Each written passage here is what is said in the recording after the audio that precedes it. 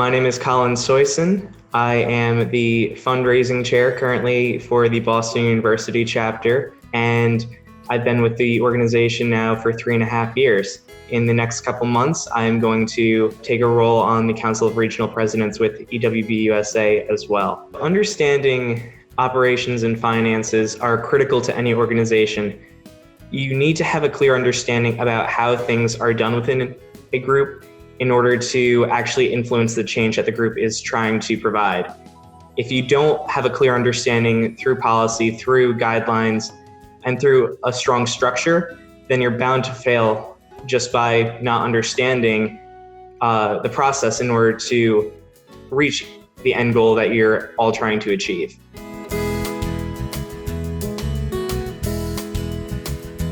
Understanding a policy that a group sets out is critical in any scenario. You need to understand where and how you're planning to reach an end goal within an organization for it to be successful.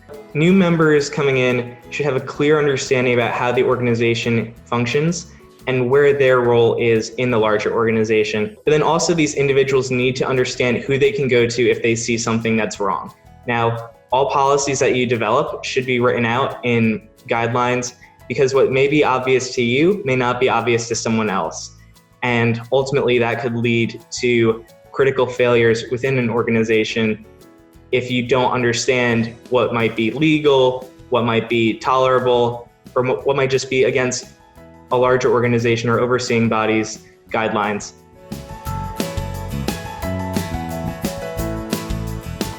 In order to manage the different people and to manage that planning of these individuals, there's a few different ways that you can do this. Using different timelines, such as Gantt charts or a weekly agenda, are all ways that people can get the information that they need to be successful. One thing that my chapter in particular has done has developed a group email through our executive board that we send out on a weekly basis in order to ensure that everyone's on top of the different things that are going on within the chapter. So having an agenda going into a meeting is critical because it keeps not only the person running the meeting on top of what they need to get done, but it also lets people know that you're not having pointless meetings. During the meeting itself, it's important to have someone taking notes throughout or ensuring that you're capturing everything that's said and can record it later online. Another important aspect with developing a team are these subcommittees. So a subcommittee is just a team within a team that is primarily focused on one specific operation within an organization. So developing specialized groups allows you to utilize your talent much stronger, and understanding how to manage these individuals within those talent pools is really a critical part of developing a well-functioning team.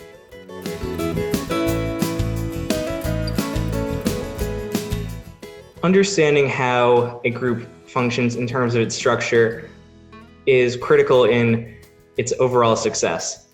New members should understand who they can reach out to if they are looking to get involved with different aspects of the organization as a whole, and really understanding what specific roles each individual has. One example of this is if you have a treasurer and a fundraising chair, designating the differences between the two is important.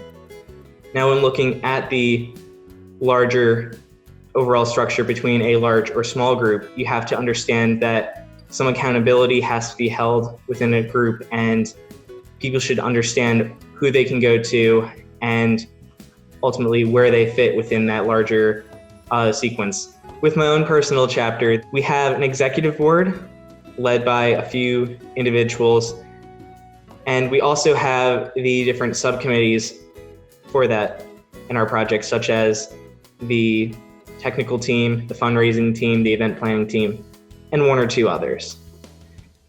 Now, having the different individuals leading those allows us to remain somewhat horizontal while still remaining that accountability and structure that we desire.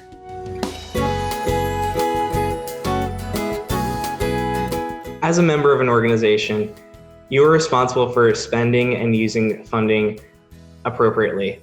and you must do so in a way that meets the different standards set by the larger organization as a whole. Different cash flows come in different ways.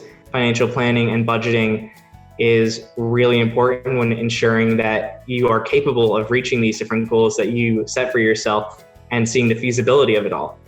One example of this would be if you had a crowdfunding campaign. If you're getting individual donations, the money entering may be a little bit slower, versus if you were to go on some sort of expedition or plan some sort of conference, you may have one large expense coming out all at once. If you want to be successful, you need to mitigate as much risk as possible.